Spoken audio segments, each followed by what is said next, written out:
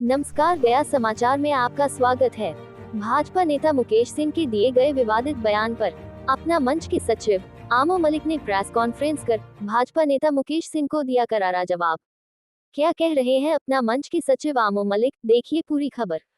गया समाचार के लिए रजा सिद्दीकी की रिपोर्ट। भावना को आप पहुंची होगी। देखिए, सबसे पहले तो हम आप लोग से ये कहना चाहेंगे कि जो बयान दिया गया है वो राजनीतिक से प्रेरित है। राजनीतिक से प्रेरित इसलिए है कि आप लोग को पता ही होगा कि अगले साल 2025 में विधानसभा का चुनाव होने वाला है और अभी जो हमारे नगर विधायक हैं डॉक्टर प्रेम कुमार, पिछले 8 बार से वो विधायक हैं, 75 साल उनकी उम्र हो चुकी है और जैसा बीजेपी की अपनी एक नीति रही है कि 75 वर्ष से ऊपर की आयु के लोगों को वो टिकट देना पसंद नहीं करते हैं, तो शायद मनोज सिन्हा को लगता होगा कि इस तरीके का बयान दे के अपने पार्टी के वरिष्ठ नेताओं के बीच में अपनी पहचान को बनाई जाए, क्योंकि इससे पहले तो कभी हमने मनोज सिन्हा का नाम सुना ही नहीं था। होंगे वो बीजेपी की, मुकेश सिंह का तो कभी हमने नाम ही नहीं सुना था। आप ही लोग के माध्यम से मैंने उनके बयान को मैंने सुना और उनके बयान का 3-4 निचोड़ निकल के सामने आया। एक, उन्होंने ये कहा कि करीमगंज के पास रहता हूँ, भयभीत हूँ और डरता हूँ। तो शायद मुकेश सिंह या सिन्हा जी जो भी हैं, उनको शायद ये नहीं पता कि करीमगंज में सिर्फ मुस्लिम समुदाय के लोग ही नहीं रहते हैं। वहाँ पर कुम्हार गली आ जाए, वो कुम्हार गली एक गली है, वहाँ पर देखें, आखिरी गली में देखें, सेवा नगर में देखें, यहाँ पे दूसरे समुदाय के लोग भी रहते हैं और आज से नहीं, बरसों से रहते हैं। उन अपने पूर्वजों के टाइम से वो रहते आ रहे हैं।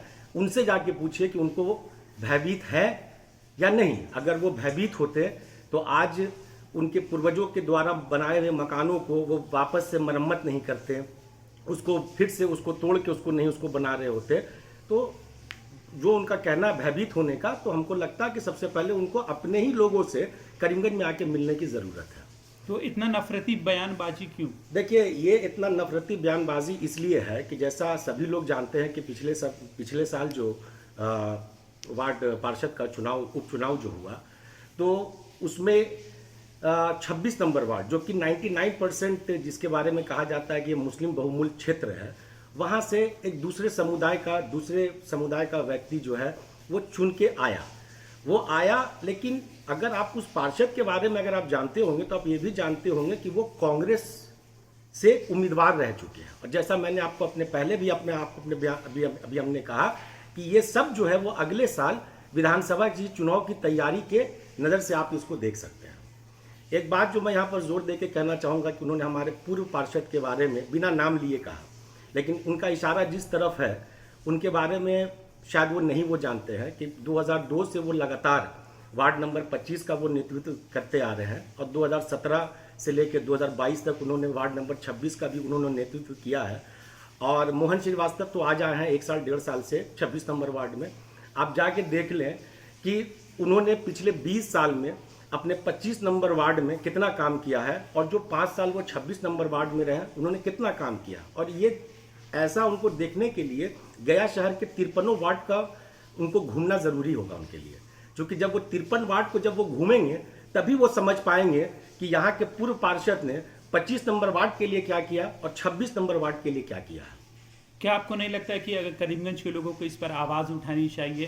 क्योंकि आज करीमगंज को बोला गया, कल हो के पूरे गया शहर को बोला जाएगा, फिर पूरे देश को बोला जाएगा। तो इस तरह से भाजपा जिस तरह से बयानबाजी कर रही है, अब स्टेटमेंट दे रही है, वो सरासर गलत है। देखिए, हमको नहीं लगता कि इस बात को ज़्यादा तूल देना चाहिए, इसलिए कि ये बात बोला ही गया है तूल देने के लिए। ये बात बोला ही गया है ताकि जो है बीजेपी के वरिष्ठ नेताओं तक उन पर नज़र पड़े और उनको वो एक उम्मीदवार के रूप में देखें। बोला ही गया इसी उद्देश्य से। अगर इस बात को अगर हम लोग तूल अगर देंगे ना, तो उससे क्या होगा कि उनको जो है पब्लिसिटी मिलेगा, जिसकी अभी उनको सख्त जरूरत है। क्या लगता है नगर विधायक भी इस तरह का स्टेटमेंट दे सकते हैं? देखिए, नगर विधायक के बारे में मैं आपसे कह दूं कि मेरी उनसे मुलाकात पहले भी है और मैं नगर विधायक जो हमारे डॉक्टर प्रेम कुमार और सह मंत्री बिहार सरकार के हैं, मैं उनका बहुत सम्मान करता हूँ। सम्मान उनका इसलिए करता हूँ कि देखिए, वो 8 बार वो विधायक रहे हैं, आप लोग सब मीडिया कर्मी रहे हैं। कभी आपने उनके मुंह से इस तरीके का किसी भी समुदाय के खिलाफ या किसी भी मोहल्ले के खिलाफ कभी आपने कोई बयानबाजी सुनी है? नहीं। हम सब डॉक्टर प्रेम कुमार का सम्मान करते हैं। सम्मान इसलिए करते हैं कि वो पिछले 8 बार से हमारे गया नगर के विधायक भी हैं, साथ में वो सह मंत्री भी कई बार रह चुके हैं, इस वक्त भी है।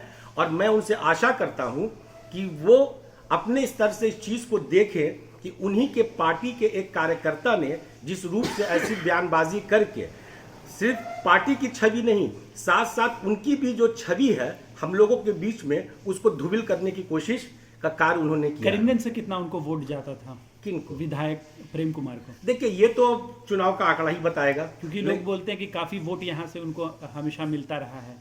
देखिए, मिलता है आपको, ऐसा मेरे हिसाब से ऐसा कोई भी वार्ड नहीं होगा जहां से किसी को वोट नहीं मिलता होगा। मतलब एक राष्ट्रीय पार्टी है बीजेपी, तो ज़रूर उनको वोट मिलता होगा।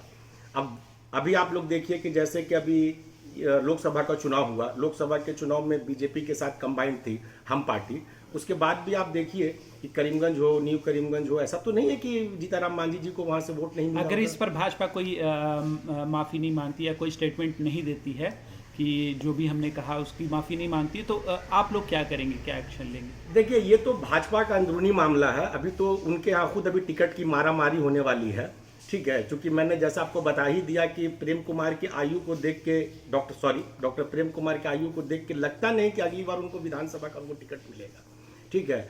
अब सवाल ये है कि पार्टी, हमको नहीं लगता है कि जो है उनके फेवर में कोई बात बोलेगी। हो सकता है पार्टी अपने तरफ से कोई उचित कार्रवाई भी करे, क्योंकि जिस तरीके का अभी लोकसभा का चुनाव आपने देखा होगा यूपी के अंदर में हुआ, यही हिंदू मुस्लिम करके देख लीजिए। अयोध्या भी वो हार गए।